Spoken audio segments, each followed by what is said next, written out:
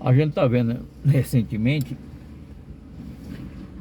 principalmente nas redes sociais, uma certa revolta dos líderes, alguns líderes religiosos, por conta da perca da isenção fiscal. O direito de não pagar imposto de renda. Vamos conversar um pouquinho sobre essa parte assim. Na Constituição brasileira existem algumas entidades que não precisam pagar imposto ao governo.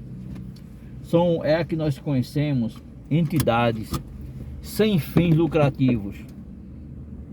Por exemplo, a pessoa quer fundar uma creche, um abrigo para pessoas de idade, organizações assim filantrópicas, que a sua função é servir.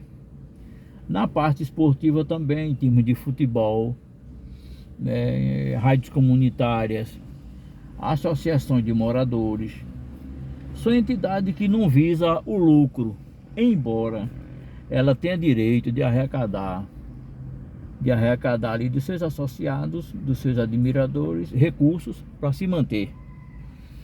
Então essas entidades, ela não têm o dever de pagar assim aos seus voluntários, pagar salário aos seus voluntários, porque ela não tem fim lucrativo. Aquelas pessoas que voluntariamente decidem trabalhar naquela entidade, ela faz como voluntariado. É o caso muito presente até das igrejas, né? Eu, por exemplo, há uma igreja registrada em meu nome, Igreja do Senhor Jesus, Assembleia de Deus. E também eu fundei uma associação por nome de Associação São Vicente de Paulo, quando eu morava no Maués. E a finalidade dessa associação era conseguir recursos, né, fazer abaixo-assinado para a melhoria do meu bairro, do Luiz Gonzaga, e também colocação de placas de ruas, que muitas ruas em nossa cidade, naquele bairro, não tinha o nome da rua. E algumas ruas também, por não ter, isso diminuía assim a cidadania, porque não chegava ali correspondência, não tinha o CEP. Nós lutamos, fomos à reunião, inclusive junto ao Correio, né, a CELP, essas entidades que têm suas máquinas ali para no GPS encontrar aquela rua, e a rua ali ter o nome daquela rua registrado no satélite, né, no GPS, e também ali ter o número do CEP, né, para nós recebermos correspondência, carta, essas coisas.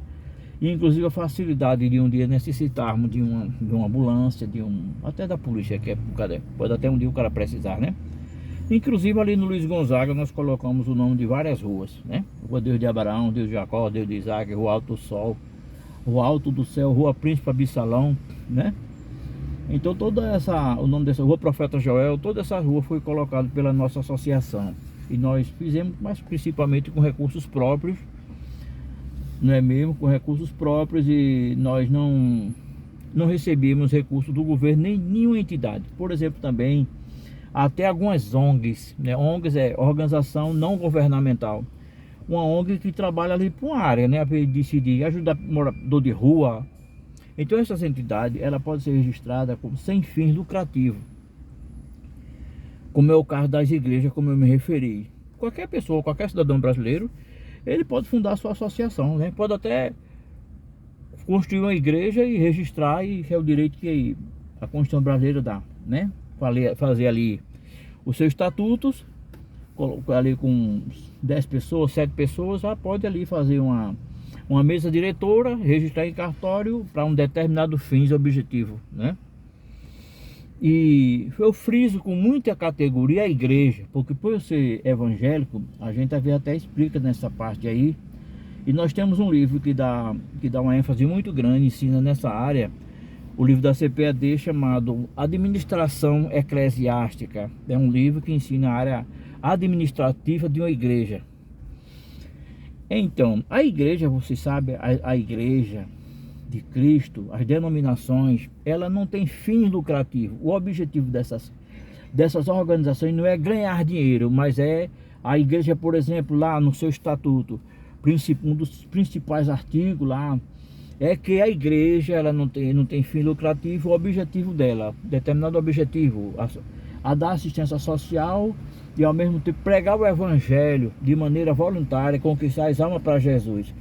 Então essas igrejas, ela tem trazido ao Brasil, ao mundo, trazido benefícios inefáveis, né? Porque a igreja, ela ali não recebe ajuda do governo, ela não é pesada aos cofres públicos, mas ela presta um serviço muito grande à sociedade, né? Porque em que sentido? Por exemplo, em recuperação de vida. Você, às vezes, na igreja já encontrei muitas pessoas que eram pais violentos, maridos violentos, né? Drogados, viciados em todas as áreas, né? E ali, né, com apoio, com a ajuda de Cristo, né? Recuperar aquela vida, né? E ali os pastores, os líderes daquela congregação, eles não têm a obrigação de receber dinheiro. Por exemplo, eu trabalhei, por causa da misericórdia de Deus, eu trabalhei 21 anos em administração de igreja. E eu não vou dizer que nunca fiz uma feira, eu já fiz. Mas o objetivo, raramente, foi uma coisa muito rara, porque principalmente no trabalho que nós desenvolvemos no mundo evangélico, nós chegamos a construir conjuntos, divulgadoras, aquelas cornetas, aquelas caixas nos postos, só para pregação do evangelho. Chegamos a construir 2 congregações, né? Inclusive hoje é alugado da Assembleia de Deus, e nós construímos com recursos próprios, sem, né, com o dinheiro do meu dízimo mesmo, do meu recurso, do meu dinheiro emprestado, não consegui nada para construir igreja, para ali conquistar uma para Jesus, né, para o reino de Deus. Então, mas aí agora acontece que nessas associações às quais eu me referi, as ONGs, a Associação de Moradores, a Associação de...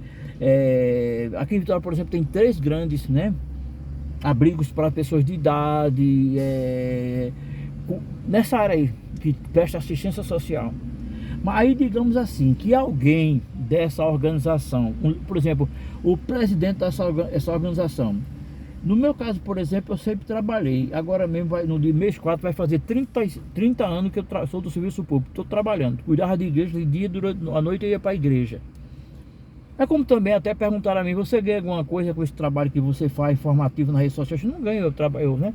A gente conversa sobre política, sobre, né, religião, cultura nordestina.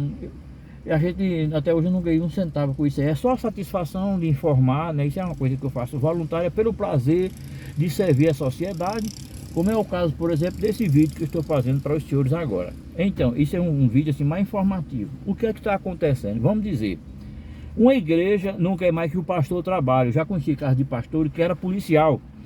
Aí a membresia da igreja se reunia ali numa reunião ordinária ou extraordinária e de olhar, a gente vai pedir o pastor para que ele saia da polícia, ele, né, entrega a farda, para que ele se dedique somente à igreja, porque a necessidade dele aqui na igreja, de se ver a igreja, de visitações, de aconselhamento, ele está trabalhando, está na escala dele trabalhando. Aí a igreja ali se reúne ali e decide que para que aquele pastor ele ali pagar o salário. Olha, você na polícia, você ganha quanto por mês? Aí o irmão era sargento, vamos dizer assim, 10 mil, né? Vamos dizer assim, né? Eu ganho 10 mil por mês. Então a gente vai fazer assim, a gente vai pagar o seu 10 mil, né? E a gente vai pagar os seus direitos que o senhor teria lá, vai assinar sua carteira, né? E o senhor vai se dedicar de maneira integral ao serviço da igreja. Aí se ele concordar, aí a igreja fica pagando ali seu salário, né? Quer dizer, por exemplo, na Assembleia de Deus, igreja da qual eu sou oriundo, a formação da igreja, raramente tem alguém assim que receba salário, mas existe assim os pastores setoriais, os pastores de cidade, que são o ministério. O pastor presidente convida aquela pessoa, aí diz assim, ô meu irmão, o pastor vai numa reunião, aí o irmão prega, o irmão tem determinadas condições de assumir uma igreja, aí o pastor pergunta, pastor Mailton, às vezes pastor Ailton, pergunta, ô meu irmão, o senhor quer se dedicar a viver à igreja, para viver só para a igreja? O senhor entrega o seu emprego que você vai servir para a igreja, você quer? Se o irmão disser que quer, aí a partir daquele momento o irmão ali, sua carteira assinada, os seus direitos, né, trabalhista, e o ministério que nós chamamos a cúpula da igreja, a parte financeira da igreja mantém aquele pastor até os dias, até a eternidade, até o irmão for partir para a eternidade, né? De forma que tem alguns, ultimamente também o Ministério da Assembleia de Deus, ele chamou alguns irmãos para cuidar de setores, né? Porque às vezes o irmão é um guarda municipal, aconteceu aqui em Vitória, às vezes o irmão trabalha na usina, é um presbítero, é um evangelista, trabalha na usina.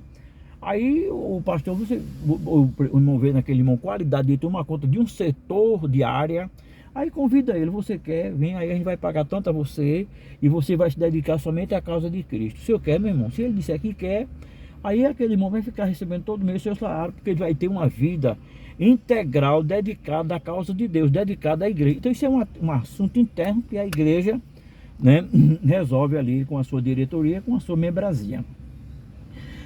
Mas o que aconteceu, que eu chamo a atenção dos senhores,